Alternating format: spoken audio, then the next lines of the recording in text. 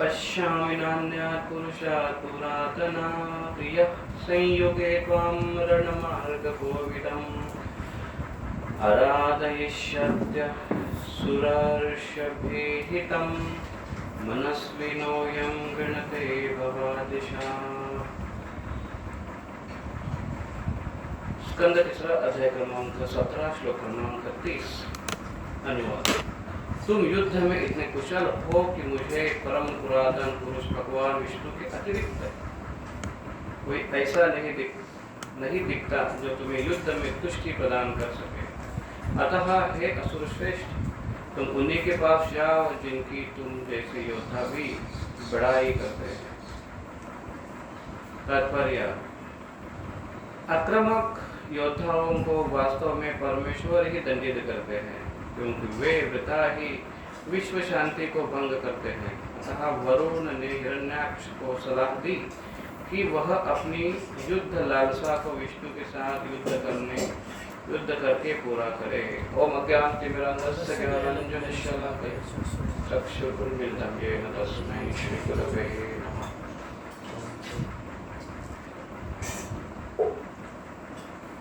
ग्रंथ श्रीमद्भागवतम से भक्तों का स्वागत है भागवत कक्षा में। और हम जो पिछले बार चर्चा कर रहे थे श्लोक नंबर 17 श्लोक नंबर 16 में, जिसमें संभाषण आता है कुमारगण और भगवान विष्णु इनका, और जो निर्णय होता है कि जय और विजय इनको भौतिक जगत में जन्म लेना पड़े, और फिर ये बात कहकर भगवान की स्तुति कहकर, और भगवान ने ब्राह्मणों की स्तुति कर भगवान वहाँ से चले जाते हैं, और 4 कुमार अपने वैकुंठ से वापस चले जाते हैं, वहीं से ही वापस चले जाते हैं, और वो अपने कार्य में या अपने स्थान पर वापस लौट आते हैं। उसके बाद वर्णन ऐसा है कि हिरण्यकश्यपु जय और विजय इनका भौतिक जगत में आगमन होता है, लेकिन उनका आगमन कुछ इस प्रकार से रहता है कि बड़ा ही विशाल, बड़ा ही भयानक ऐसे उनका ये आगमन रहता है। तो मैत्रेय ऋषि कहते हैं इस श्लोक में, इस अध्याय में पहले ही, कि विष्णु से उत्पन्न ब्रह्मा ने जब अंधकार का कारण कर सुनाया तो स्वर्ग लोक के निवासी देवता समय समस्त भय से मुक्त हो गए। इस प्रकार वे सभी अपने अपने लोकों को वापस चले गए। तो दूसरे श्लोक में बताया गया है आगे कि केवल जिन लोगों को ये पता था वही लोग डरे नहीं, लेकिन बाकी उसके अलावा बाकी जितने भी लोग थे, स्वर्ग लोक के निवासी और ब्रह्मांड के हर एक जीव भयभीत हो गए, कंपित हो गए, क्योंकि ये हिरण्यकशिपु और हिरण्याक्ष इन्होंने दिति के गर्भ में आश्रय धारण किया। तो जब दिति को ये बात पता चली, उनको बताया गया है कि दितिस्तु गर्भरादेशा अपत्य परिशंकिनी, उनके गर्भ में ऐसे 2 साध्वी पुत्रों प्रसूत, 2 पुत्र उनके गर्भ में आए थे। ये उनको उनके पिता ने उनके पति ने बताया था, और ये 2 पुत्र कैसे होंगे, भयानक राक्षस होंगे, ये बताया था। इसलिए दिति ने जितनी हो सके कोशिश की, और उन्होंने क्या किया, पूर्ण वर्ष शते, वर्ष मतलब वर्ष और शते मतलब 100 वर्षों तक उन्होंने वो 2 पुत्रों को अपने गर्भ में धारण करके रखा। क्योंकि जब तक गर्भ में धारण करते हैं तब तक, जब तक बाहर नहीं निकलते तब तक कोई वो तांडव नहीं मचाते हैं, कोई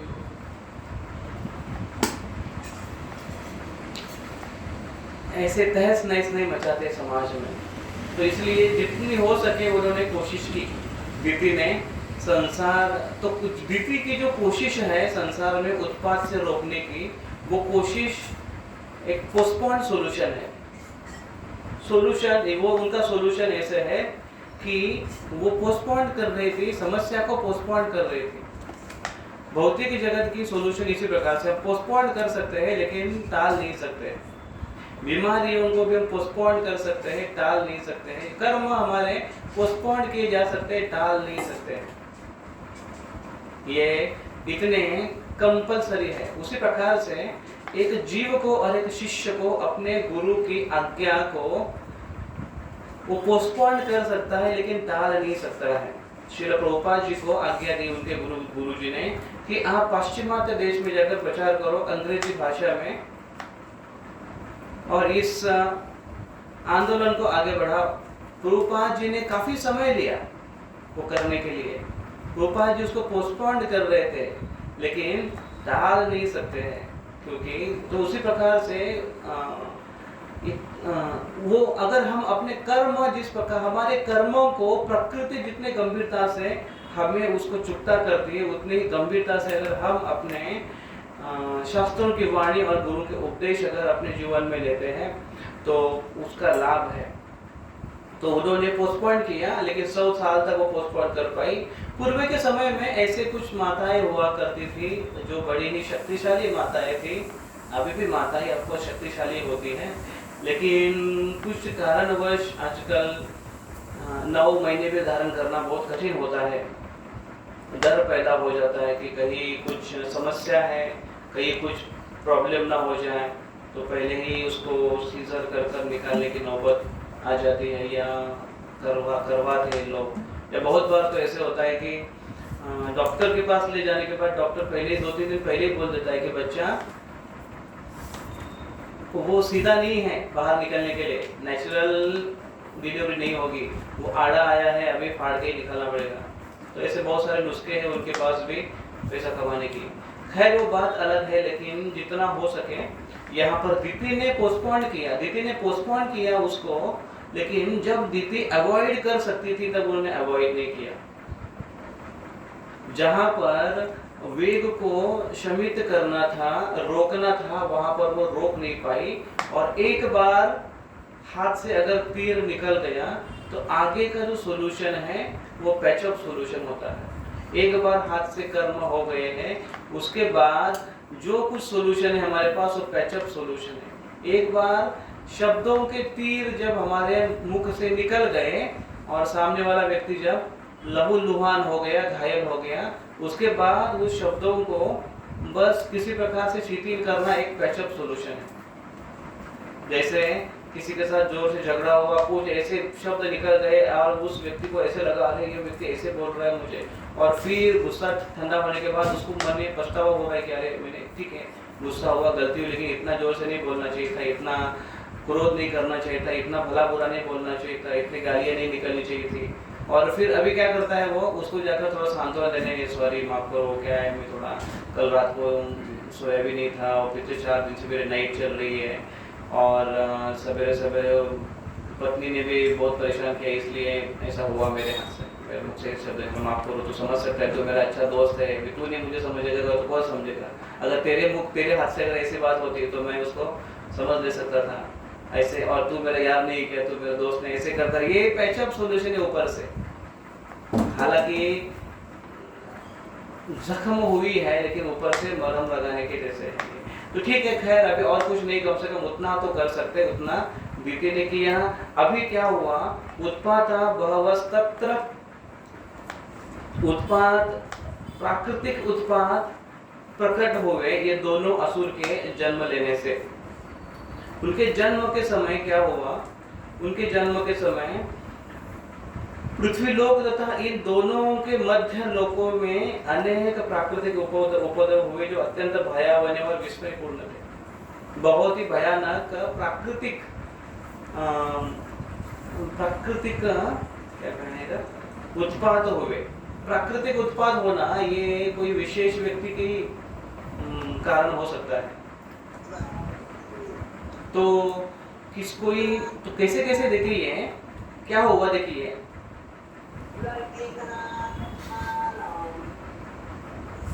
माइक हमारी इधर क्या उनको आओ, माइक बंद करो। सहा चला भुवे शैलुर्दिशः सर्वः प्रज्वलुः सो उल्का, स उल्का, सोल्का शानशः चा शनयः पेतु केतव चार हेतवः च। तो क्या क्या हो रहा है देखिए, उल्का उल्कापात हो रहे हैं, च अशनयः वज्र पेतु गिर पड़े, केतवः मुश्चल तारे। क्या हो रहा है, उल्कापात हो रहा है और अग्नि गिर रही है, वज्रपात हो रही है और साथ साथ अशुभ ग्रह दिखाई देने लगे हैं। अशुभ ग्रह कौन से हैं? शनि और मंगल। मंगल को हम मंगल बोलते हैं, नाम केवल मंगल है लेकिन ग्रह बहुत ही अशुभ है। शनि के साथ साथ मंगल ग्रह भी अशुभ ग्रह है। तो अशुभ ग्रह दिखने लगे और शुभ ग्रह कौन से हैं? गुरु शुक्र शुभ ग्रह है। जब कोई अच्छी संतान उत्पन्न होते हैं, भगवान या कोई महात्मा, तो शुभ ग्रह आगे आ जाते हैं। शुभ घड़ी आती है तो शुभ ग्रह आगे आते हैं। लेकिन जब कुछ भयानक कोई उत्पाद या ऐसा अगर व्यक्ति पैदा हो तो ऐसे अशुभ ग्रह आगे आते हैं। फिर आगे क्या हुआ देखिए कि वृक्ष उखाड़ने वाली हवा बहने लगी थी। कितने जोर से हवा बह रही थी और उसके कारण इतने वो जो मेघ है, बादल है, वो तितर बितर हो रहे थे और धूल, वहां हवा से जो धूल बह रही थी, मानो ऐसा लग रहा था कि बादल ही है, वो काले काले बादल ही ऐसे लग रहे थे। इतने भयानक वातावरण था। और फिर आकाश में नक्षत्रों को मेघों की घटा ने घेर लिया था। बिजली चमक जाती तो लगता मानो हंस रही हो। चारों ओर अंधकार का राज्य दिखाई पड़ रहा। देखिए, और उत्तंग सागर तरंगों से युक्त मानो जोर जोर से शोर मचा रहे हैं, शोक मचा रहे, विलाप कर रहे हैं। और उनमें रहने वाले प्राणी, मतलब उनमें रहने वाले जलचर है, उसके अंदर हलचल मच गई थी। सरोवर और नदियां भी शुद्ध हो रही थी। सूर्य तथा चंद्रमा जो चारों ओर उनके चारों ओर ग्रहण लगने लगे। बिना बादलों के ध्वनि, गरजने की ध्वनि आ रही थी और गुफा में से रथों की गड़गड़ाहट सुनाई दे रही थी। जैसे बहुत सारे रथ चल रहे हैं, गुफाओं से आवाज आ रहा है।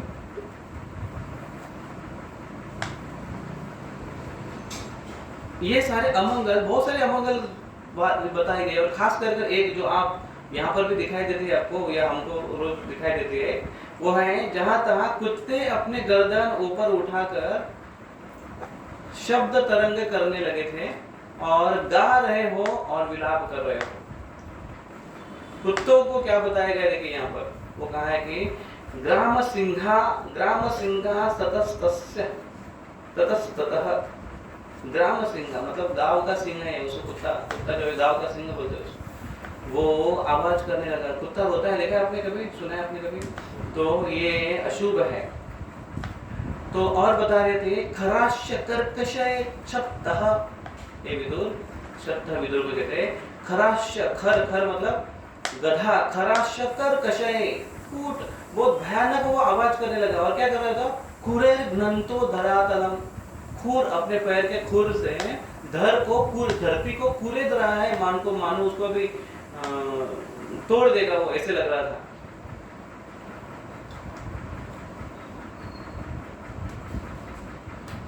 और क्या कर रहा था वो यहाँ वहां घूम रहे थे।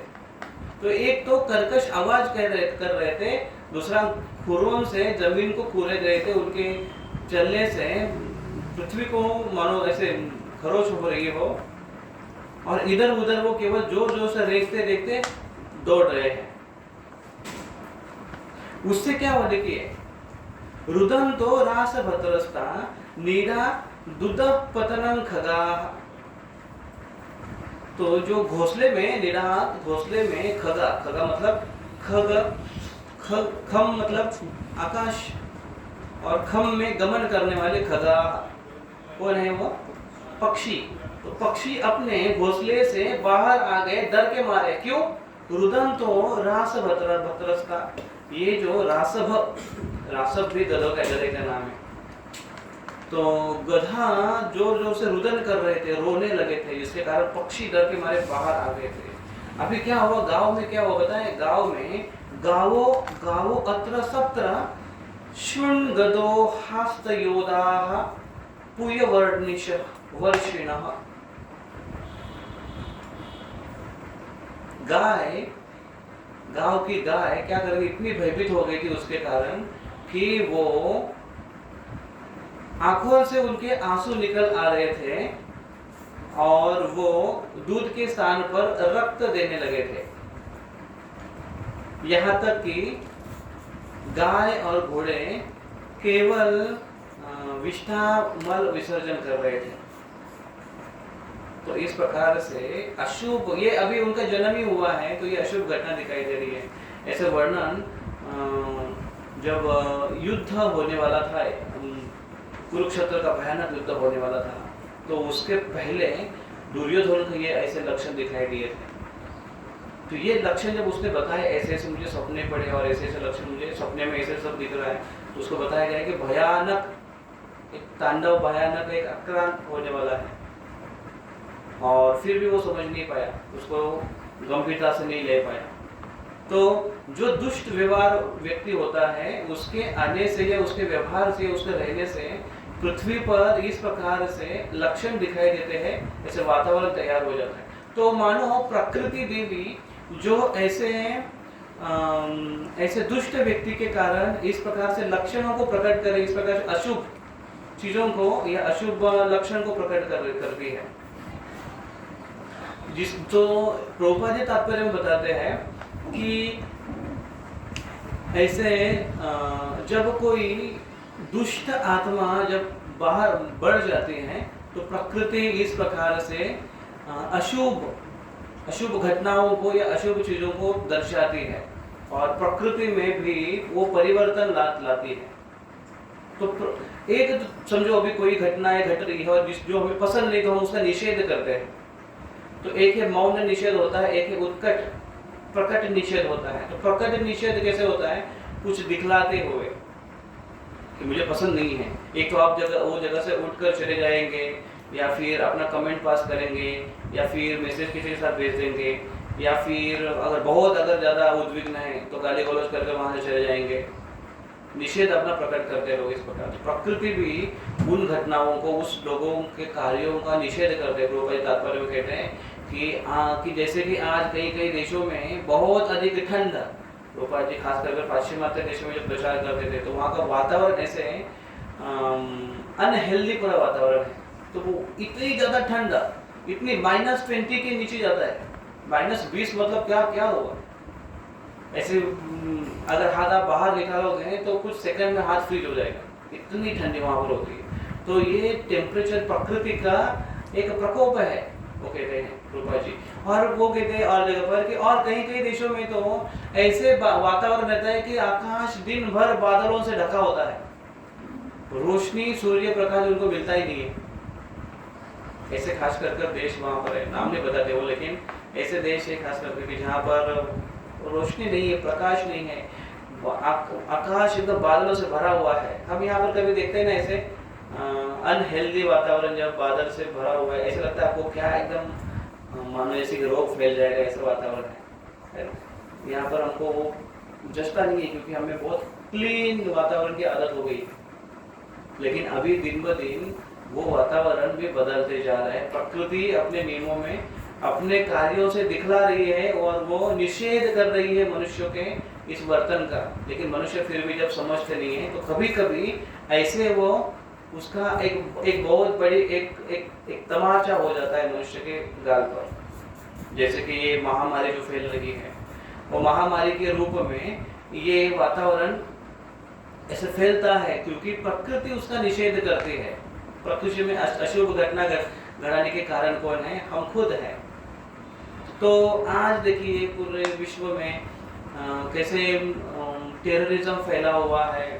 जैसे खास कर पाकिस्तानी जैसे राष्ट्र है, वो हर पूरे देश भर में वो उत्पात मचाने के लिए बहुत एक्सपर्ट है, नंबर 1 है वो, और उसी में उसकी संतुष्टि है, उसी में उसको आनंद आता है वो सारा कार्य करने में। और केवल एक क्या उनका स्लोगन है इस्लाम खतरे में है। वास्तविक ये मूर्खता है कि इस प्रकार से, क्योंकि कोई धर्म इस प्रकार से नहीं सिखाता है कि दूसरों को तकलीफ दे या दूसरे धर्मियों को तकलीफ दे।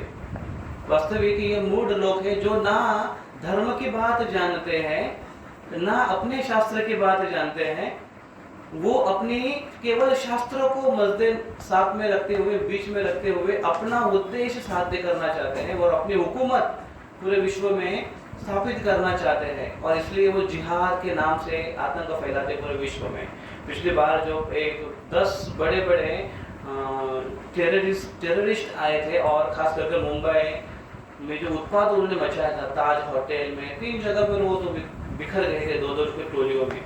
और ताज होटल में उन्होंने फायरिंग की, उसके बाद कुछ एक टोली उनकी CST प्लेटफॉर्म पर गई, CST स्टेशन पर गई, वहाँ पर उन्होंने गोलीबार किया। और एक उनकी टोली तो ऐसी जगह गई जहाँ पर एक बड़ा कैफ़े था, बहुत जोर से ज़्यादा चलता था वो कैफ़े, वहाँ पर बहुत सारे लोग, फॉरेन के लोग भी आया करते थे, वहाँ पर उन्होंने आक्रमण किया। और उनको मारते समय उनको पूछा, जब उसमें से एक बचा था, उनका नाम आप जानते होंगे, क्या नाम था उसका? कसाब। तो वो उसको जिंदा पकड़ा गया, और उसने सारा रिपोर्टिंग किया कि ऐसे हम लोग 10 लोग आए थे और ऐसे हम लोग करते थे, और हमको सिखाया जाता था, वो ऐसा बोल रहा था, हमको सिखाया जाता है। बोले किसने कहा? उसको पूछा किसने कहा तुमको मारने के लिए? बोले हमारे आका ने कहा। बोले क्या कहकर तुमको कहा? बोले हमको कहा कि तुम्हारे परिवार को खुश रखेंगे, तुम्हें बहुत पैसा देंगे, और फिर तुम्हें अल्लाह ने विशेष कर अल्लाह ने तुम्हें विशेष कर चयन किया है, तो अल्लाह के बंदे हो, अल्लाह के कार्य के लिए जाओ। अल्लाह का काम क्या है? वो आका कहते हैं अल्लाह का काम है काफिरों को ख़त्म करना। और काफिर कौन है? जो इस्लाम को पालन नहीं करता वो काफिर, ऐसा उसका कहना था उस आका का। और वो कहता था कि फिर और अगर तुम इसमें मर जाओगे, शहीद हो जाओगे, बोलता है वो, तुम उसमें शहीद हो जाओगे और क्या होगा? और तुम्हें जन्नत मिलेगी, और जन्नत में सुंदर सुंदर स्त्रियां तुम्हें अपने हाथों से शराब पिलाएगी। ये उसका आनंद है। सोचो, उसको लगता है कि जन्नत में अभी शराब है, वो चाहे तुम्हें मुल्ला पहनाए या कोई स्त्री पहनाए, तो तुम्हें पिलाए, उसमें क्या फर्क पड़ता है? शराब है। तो एक बात है कि उसको, मतलब इस प्रकार से, अब इसको ब्रेन वॉश नहीं कर सकते, वास्तविक ब्रेन डम कह सकते हैं। ब्रेन वॉश करेंगे तो कम से कम अच्छे विचार तो आएंगे, अगर दिमाग साफ होगा तो। लेकिन दिमाग में ऐसा उसके कचरा भर देते हैं लोग कि, और उनको अपना उद्देश्य साध्य करना है, समाज में आतंक फैलाना है। वास्तविक ना कुरान में ऐसे बताया है, ना बाइबल में ऐसे बताया है, ना भगवत गीता में ऐसे बताया है कि किसी के साथ ऐसी हिंसा करो। धर्म के रास्ते पर चलने के लिए हर एक शास्त्र कहता है।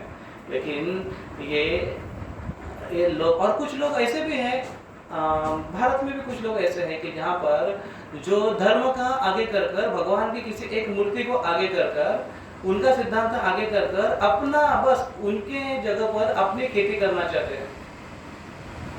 जैसे जो आजकल जो सो कॉल्ड जो बुद्ध का पालन करने वाले हैं, जिसको अपने आप को बुद्धिस्ट मानते हैं, वास्तविक उनकी जो शिक्षा है बुद्ध देव की, वो है अहिंसा। हिंसा वर्ज्य है एक दूसरे से, और उनका उद्देश्य निर्वाण। लेकिन केवल बुद्धों को सामने रखकर वो अपना ही इज्म आगे बढ़ाना चाहते हैं, और ये वास्तविक गलत है। भगवान का आश्रय, क्योंकि वो, और ये लोग भगवान का आश्रय क्यों लेते हैं, धर्म का आश्रय क्यों लेते हैं? क्योंकि उनको पता है कि भगवान के नाम पर लोगों की आस्था है, भगवान सबसे श्रेष्ठ है, भगवान सब ऑल फेमस है। तो उनका अगर हम सहारा लेंगे तो लोग हमारे लिए कार्य करने के तैयार हो जाएंगे। तो ये गलती वास्तविक उन लोगों की है जो मूर्खतावश बिना जाने अंधश्रद्धा से किसी व्यक्ति के बातों को स्वीकार करते हैं, बिना जाने, बिना शास्त्र को पढ़े, बिना परखे, और इसके कारण बलि बन जाते हैं और उसके हाथ से गलत कार्य हो जाते हैं, जो समाज के लिए बड़ा ही घातक है। और फिर इसका परिणाम क्या होता है कि समाज के लिए घातक हो ही जाता है, साथ ही साथ प्रकृति भी उसका निषेध कर उसको रिप्लाई देती है। जैसे लास्ट टाइम 2 साल पहले साउथ इंडिया में जो घमासान जो बारिश हो गई थी, और इसमें इतनी बाढ़ है, कितने सारे लोग मर गए, खास कर केरल ऐसे राज्य में। तो उसका कारण तो एक ये भी है कि वहाँ पर कितना सारा काउ स्लॉटरिंग होता है, गाय गौ हत्या होती है, कितना सारा प्राणी, कितनी सारी हिंसा वहाँ पर होती है, और जिसको बैलेंस करने के लिए प्रकृति इस प्रकार से सजा देती है। ये अभी से नहीं, पहले से चलते आ रहा है, और जब बहुत अधिक ज्यादा हो जाता है, पानी सर से ऊपर चला जाता है, तो भगवान खुद हस्तक्षेप करती है। तो सबसे पहले प्रकृति, निसर्ग जीव का ख्याल रखते हैं, जीव को आवश्यक वस्तु देती है, और उसको भगवत धाम जाने के लिए पर्याप्त वातावरण तैयार कर देते हैं। लेकिन ऐसे जीव प्रकृति का गलत उपयोग करते हुए अपनी शक्ति का जब वो दुरुपयोग करते हैं, तो फिर प्रकृति उसको सबक सिखाती है। लेकिन कुछ ऐसे जीव जो बहुत ही नटोरियस है, नटखट है, और सृष्टि के थप्पड़ से भी नहीं सीखते हैं, तो भगवान खुद फिर उसमें हस्तक्षेप करने के लिए आते हैं। जैसे कलयुग का जो बहुत ज्यादा आतंक हो जाएगा, तो अंत में कल के अवतार हाथ में तलवार लेकर श्वेत घोड़े पर बैठकर जब आएंगे, तब कोई भगवत गीता नहीं होगी, तब कोई सत्संग नहीं होगा, तब कोई भी कॉम्प्रोमाइज नहीं होगा, कोई समझौता नहीं होगा, कुछ नहीं, केवल एक ही भाषा चलेगी, वो है तलवार की भाषा। और फिर भगवान उस तलवार से सारी जो नराधम, जो दुष्कृतिनो जो फैले हुए रहेंगे, सबको खत्म करेंगे। और वही बात आज के श्लोक में बता रहे हैं वरुण देव कि तुम्हारे लिए केवल विष्णु ही मैच है आज के श्लोक में, कि वो आकर तुम्हारे कार्य को या तुमसे युद्ध करने के लिए परफेक्ट है, ऐसा कहते। तो भगवान खुद आकर इंटरफेयर करेंगे। तो इस प्रकार से तो दो प्रकार की प्रकृति व्यक्तियों की है। व्यक्ति जिस प्रकार से अपनी प्रकृति को प्रकट करता है, सामने वाली प्रकृति उस प्रकार से, भौतिक प्रकृति निसर्ग उस प्रकार से उसको फेवरेबल करती है या रिजेक्ट करती है, उसको साथ देती है या उसका साथ छोड़ती है। अगर व्यक्ति उसी प्रकार से, अगर युधिष्ठिर महाराज ये धर्म का पालन करने वाले व्यक्ति थे, और युधिष्ठिर महाराज और पांडव जहां जहां जाते थे वहां पर सुजलाम सुफलाम हुआ करता था, धरती फलती फूलती थी, और लोग उस राज्य के सुखी समाधानी और खुश रहते थे, क्योंकि राज्य करते व्यक्ति हैं वो धर्म का आचरण करने वाले हैं। उनकी अपनी प्रकृति, उनका अपना नेचर वो प्रकृति में फैलता था, समाज में फैलता था। तो जिस प्रकार से हमारी अपनी प्रकृति है, उस प्रकार से हम प्रकृति को प्रोत्साहित करेंगे हमसे व्यवहार करने के लिए। और वही दूसरा उदाहरण दुर्योधन का है कि पांडव जब वनवास में चले गए, दुर्योधन के लिए सब कुछ अभी रास्ता खुला हो गया, कैसे भी राज्य करो, आराम करो, मौज मजा करो, और वही कर रहा था वो। उसने सारा जो कोश क्या कहते हैं उसको, कोश नहीं, अन्न का गौरव नहीं, धान्य नहीं, पैसे का स्वर्ण कोश था उनका, पूरा खाली कर दिया दुर्योधन ने। उसका केवल एक ही फंडा था कि बस यूज करो, एंजॉय करो। और उसको ये भी पता था कि पांडव जब वनवास से आएंगे तो अपना हक मांगेंगे, और जब मांगने के लिए आएंगे तो हमारे कोष में कुछ है ही नहीं, उनको बोलेंगे जाओ जितना लेके जाना लेके जाओ, क्योंकि अंदर कुछ है ही नहीं, रखा ही नहीं, उसने खत्म कर दिया। और इतना सब मिलने के बाद भी उसके मन में ये बात हमेशा रहती थी कि डर रहता था उसके मन में कि कहीं मेरे हाथ से मेरा ये कारोबार और मेरा पोजीशन चला ना जाए। तो जो अधार्मिक पद्धति से कार्य करने वाले व्यक्ति हैं, उनके मन में इतना मिलने के बाद भी कभी सुख नहीं होगा। और पांडव भले ही जहाँ पर भी जाओ वहां पर वो सुख समाधानी से रहते थे, मन में एक खंत तो हुआ ही करती थी, लेकिन फिर भी आनंद से रहते थे। तो ये फर्क होता है। उसी प्रकार से फर्क होता है वेन और पृथु महाराज। वेन के राज्य में वेन एक ऐसे क्रूर राजा हुआ कि वो अपने आप को साधुओं को बोलता था मुझे भगवान मानो, मुझे मेरी पूजा करो। लेकिन साधुओं ने उस वेन को हटा दिया, क्योंकि उसके कारण समाज में और ही ज़्यादा उत्पात मच रहा था।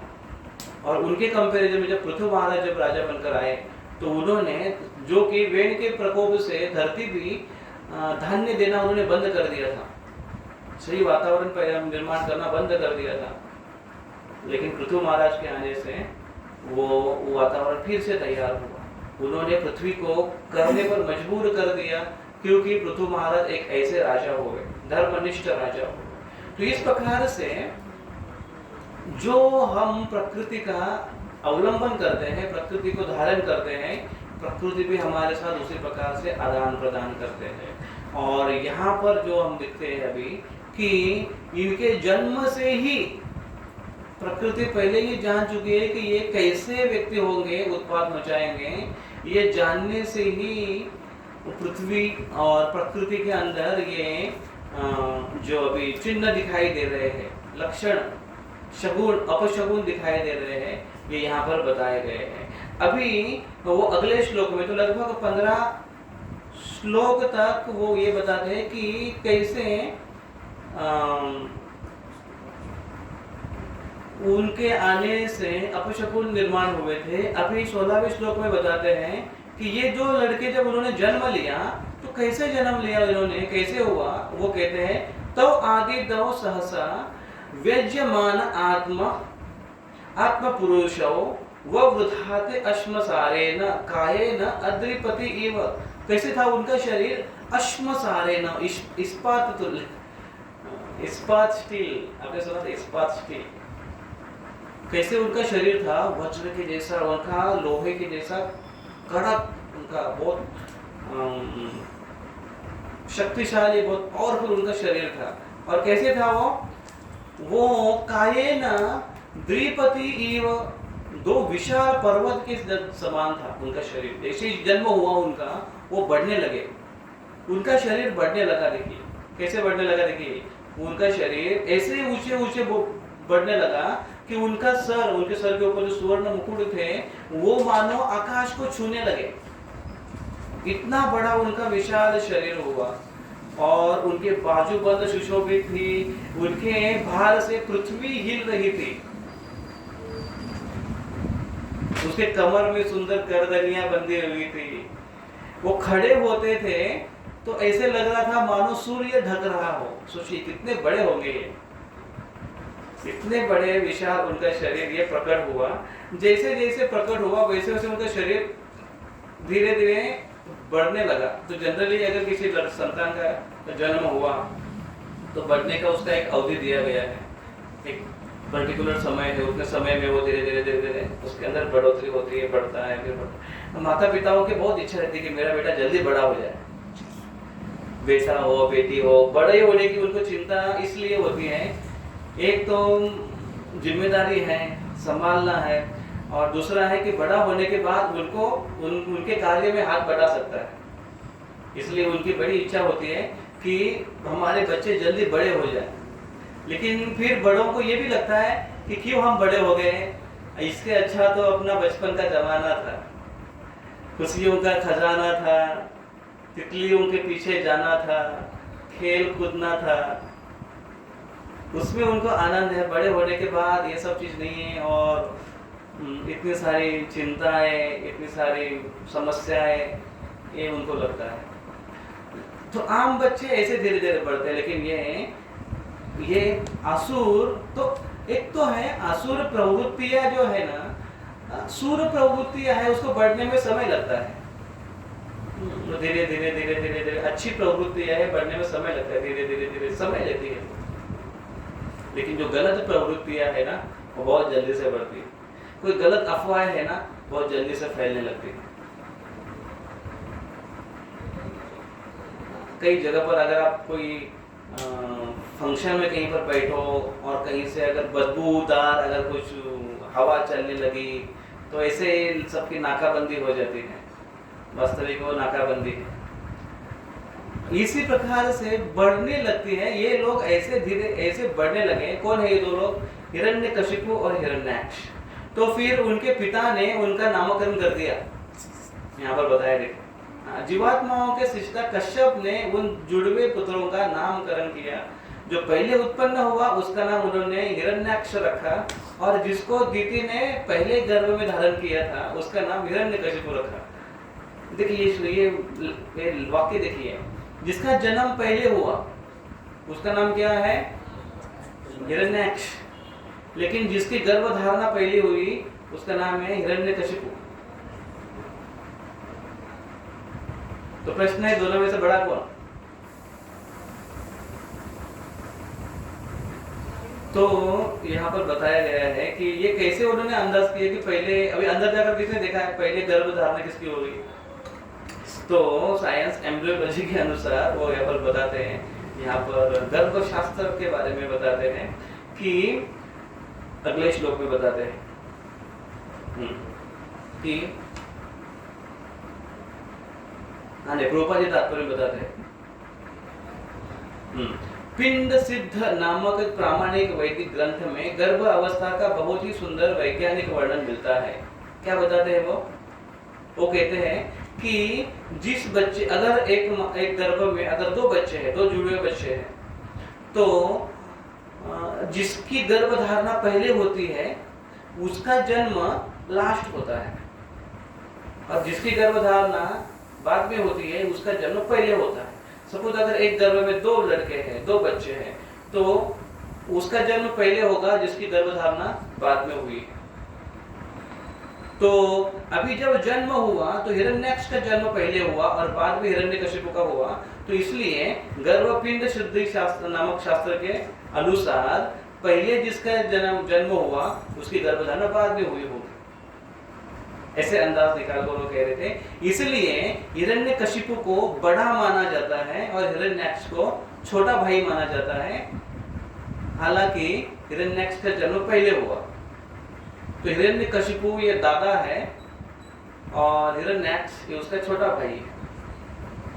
तो अगले श्लोक में बताया गया है कि हिरण्यकशिपु के संतुष्टि के लिए हिरण्याक्ष अपने बाजूबंद और अपने शक्तिशाली भुजाओं पर, कंधे पर गदा रखकर पूरे ब्रह्मांड में भ्रमण कर आतंकित करने लगा, अपना धाक जमाने लगा।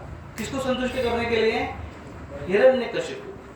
अभी हिरण्यकशिपु को ऐसी बात संतुष्ट करने वाली थी, ये उसने जाना था। हिरण्यकशिपु के वाले एक ही केवल श्लोक यहाँ पर आता है, एक ही श्लोक में बताया हिरण्यकशिपु के, और उसके बाद हिरण्याक्ष का पूरा वर्णन करते हैं। तो हिरण्यकशिपु का क्या था? वो बड़ा शक्तिशाली बना और ब्रह्मा जी से उनको वरदान प्राप्त हुआ था, और इसलिए वो अपनी मृत्यु से भी डरता नहीं था, ऐसे वर्णन आता है। और आगे बताया कि हिरण्याक्ष वो भाई जो छोटा भाई था, अपने बड़े भाई को संतुष्ट के लिए, दादा को हिरण्यकशिपु दादा को संतुष्ट करने के लिए वो कंधे पर अपनी गदा रखते हुए पूरे ब्रह्मांड में घूम रहा था। लेकिन वो जब ब्रह्मांड में जाता था, उनके पैरों की जो नुपुर सोने की जो थी, उनकी झनझन की आवाज और गले की विशाल माला जो सुशोभित थी, उन्हीं को, उनके आवाज को सुनकर ही, उनकी चहल पहल को सुनकर ही सूरगण, देवतागण भाग जाते थे।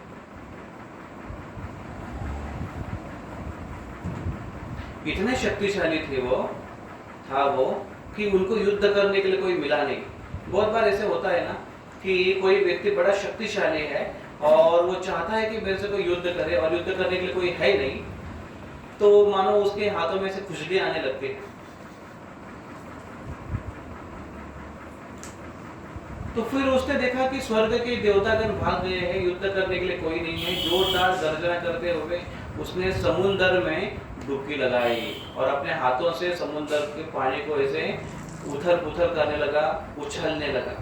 जब वो समुद्र के अंदर जब उसने एंट्री मारी तो वहाँ समुद्र में इतनी खलबली मची कि वो वातावरण को देखकर वहाँ के वरुण के जो सिपाही थे, वरुण क्योंकि समुद्र के देवता वरुण है, और वरुण के कुछ लोग, मतलब उनके जो सेनानी हैं, वो उसका निगरानी रखते हैं।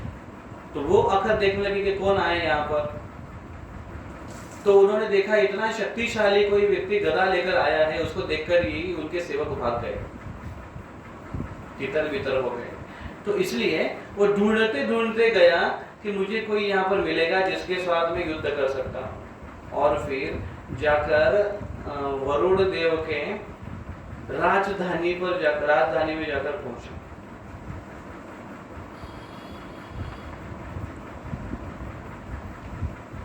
वरुण देव के राजधानी का नाम बताया यहाँ पर विभावरी। विभावरी में जा पहुंचा और देखो विभावरी में जाकर पहुंचने के बाद उसका क्या नाटक कर किया उसने। विभावरी में पहुंचने के बाद उसने क्या नाटक किया, वो गया और जो राज सिंहासन पर वरुण देव बैठे हुए थे उनके सामने जाकर उन्होंने साष्टांग दंडवत प्रणाम किया। हिरण्यकश्यप ने दंडवत प्रणाम कर कर कहा कि हे वरुण देव, हे शक्तिशाली, हे महापराक्रमी, हे बलशाली, और आपने एक बार राजसूय यज्ञ भी किया था। तो राजसूय यज्ञ करने समय बाकी सारे राजाओं की परमिशन चाहिए, बाकी सारे राजाओं को जीतना चाहिए। तो इसलिए आपने अन्य राजाओं को जीता था, यहाँ तक कि असुरों को भी आपने जीता था। आप बड़े शक्तिशाली हो, बलशाली हो। मैं आपसे युद्ध की भिक्षा मांगता हूँ। देखिए ये उसकी जो नम्रता थी, ये कैसी नम्रता थी। देखो ये वास्तविक नम्रता नहीं था, ये ज्यादा उद्दंडता थी उसकी। जाकर प्रणाम करने का नाटक कर रहा है। और तो ये जब देख, अभी ये किसी को भी समझ में नहीं आएगा। आपके भी सामने कोई ऐसा चापलूसी कर रहा है, झूठ-मूठ का ड्रामा कर रहा है, कैसे लगेगा आपको? एक तो ऐसे अंदर से गुस्सा आएगा कि कैसा आदमी है। तो वैसे वरुण देव को इतना गुस्सा आया वरुण देव को। लेकिन वरुण देव ने क्या किया, वरुण देव ने उस गुस्से को अंदर के अंदर ही उसको पी लिया। अंदर ही अंदर उन्होंने अपने गुस्से को पीकर मन में मुस्कान दिखाते हुए वो कहने लगे, क्या कहने लगे, जो आज हमने इस श्लोक में भी जो पढ़ा है वो कहने लगे।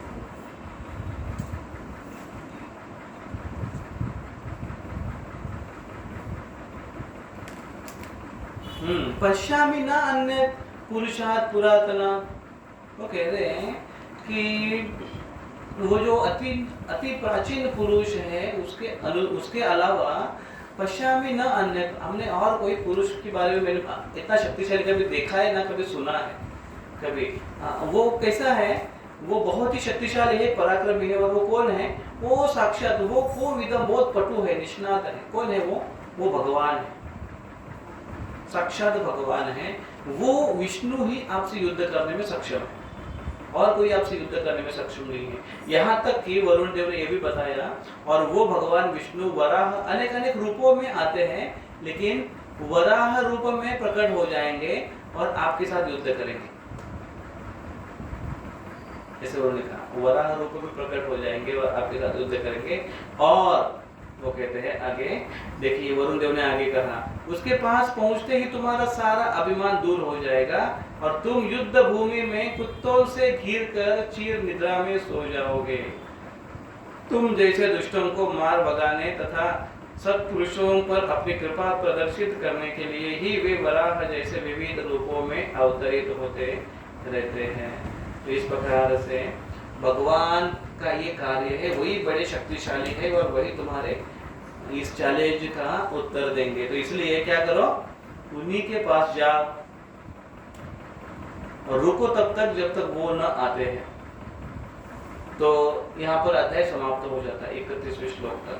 तो इस अध्याय में क्या बताया है, इस अध्याय में बताया है कि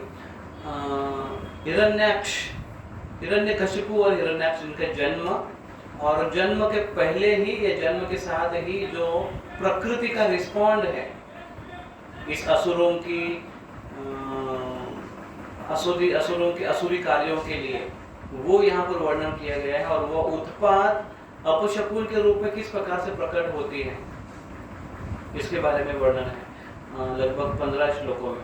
और उसके बाद फिर बताया गया है कि जैसे जन्म ले वैसे धीरे धीरे वैसे ही तुरंत बढ़ने लगे, और बढ़ने के बाद उन्होंने पूरे सृष्टि में उन्होंने आतंक मचाना शुरू कर दिया। तो इस प्रकार से आतंक मचाते हुए पूरे ब्रह्मांड को उद्ध्वस्त करते हुए हिरण्याक्ष और अपने भाई को संतुष्ट करने के लिए आया। ये भाई को संतुष्ट करने के लिए ये कर रहा था।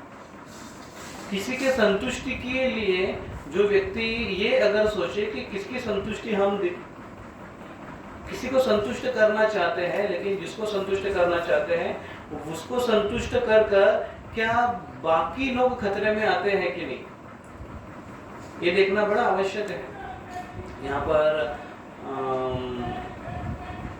पर इसका वर्णन आता है कि दुर्योधन और कर्ण,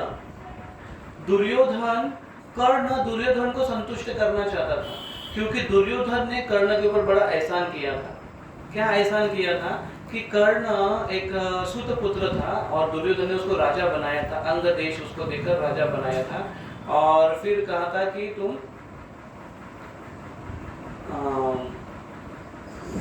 क्या मैसेज आ रहे प्रे अंग देश के राजा, उनको राजा बनाया था, लेकिन उन्होंने क्यों राजा उनको बनाया था, दुर्योधन ने कर्ण को राजा क्यों बनाया था, क्योंकि दुर्योधन को एक ऐसा औजार मिला था जिसका इस्तेमाल कर वो अपने शत्रु को नष्ट करना चाहता था, और शत्रु को ने अर्जुन। तो दोनों का उसमें स्वार्थ था, उसमें निस्वार्थ था, कुछ था ही नहीं।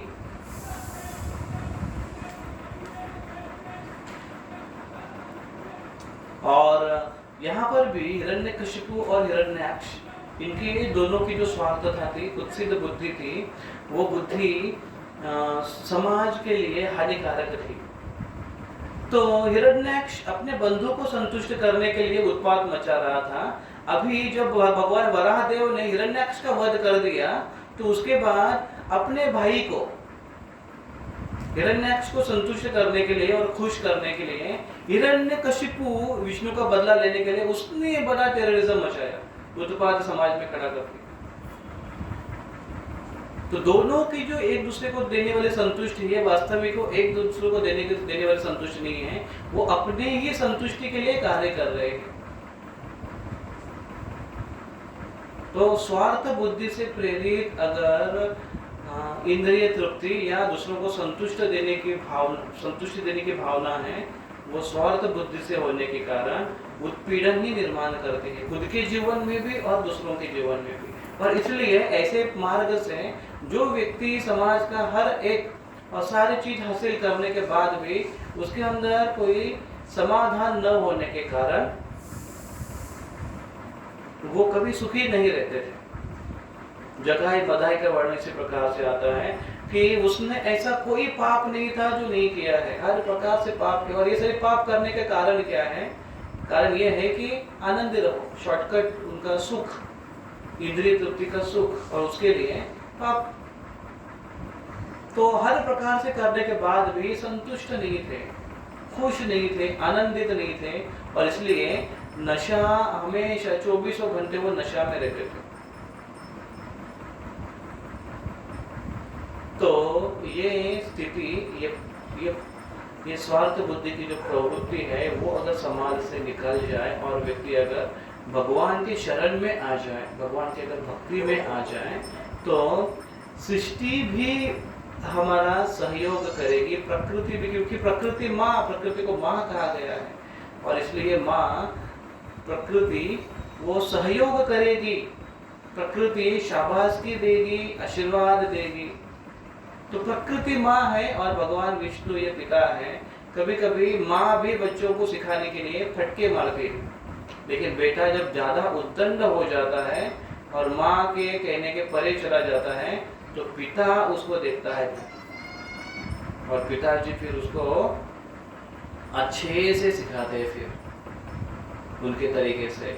तो बेटर है कि माँ के प्यार से अगर हम समझे, तो इसमें बच्चों का हमेशा भला रहता है। तो जो जीव है वो प्रकृति के पुत्र है, और प्रकृति के कहने के अनुसार और प्रयोजन के अनुसार अगर वो कार्य करे तो उसमें उसका लाभ है। और प्रकृति के कहने के अनुसार, प्रकृति का क्या कहना है, प्रकृति की निर्मिति कैसे है, दुखालयम अशाश्वतम, भगवान कृष्ण कहते हैं क्यों ऐसे बनाए हैं? ताकि हम अपना घर यहाँ पर न बनाएं। हम अपना घर कहाँ पर बनाएं? हम अपना घर बनाएं आध्यात्मिक जगत में, भगवान के धाम में अपना घर बनाएं, और उसी के लिए यहाँ से एक एक ईंट जोड़ने की कोशिश करें। यहाँ से वहां पर ईंट कैसे बनेगी? बनेगी, वहां की करेंसी भले ही अलग है, लेकिन यहाँ की करेंसी का हम रूपांतर उस करेंसी में करेंगे, ट्रांसफॉर्मेशन हम करेंगे।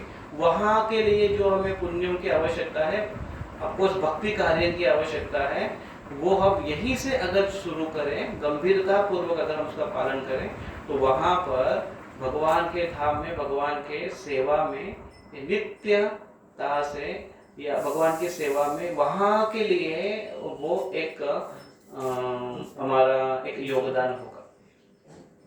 तो हम यहीं पर अगर भगवान की भक्ति बड़ी गंभीरता से करें, ध्यान पूर्वक करें, प्रयास पूर्वक करें, तो प्रकृति का प्रयोजन सिद्ध होगा।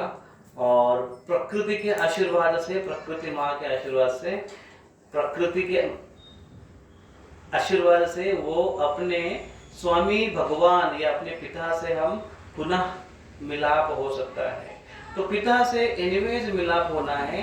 एक तो अगर हिरण्यकशिपु जैसे अगर कोई उत्पीड़न करे तो भी पिता के साथ मिलाप होगा, लेकिन उसमें क्या होगा? पिता का क्रोध प्रकट होगा।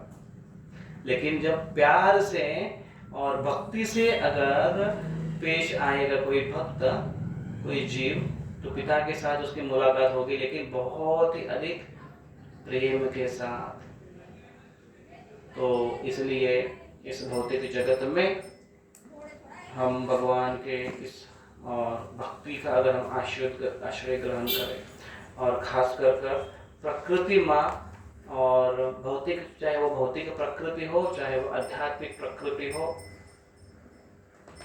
परा प्रकृति हो या चाहे अपरा प्रकृति हो, जीव अगर अपने कार्य को अच्छे से करे और भक्ति मार्ग को अगर अवलंबित करे, तो वो अपना उद्देश्य साध्य कर सकता है। हरे कृष्णा कृष्ण कृष्णा हरे हरे, हरे राम राम राम हरे हरे।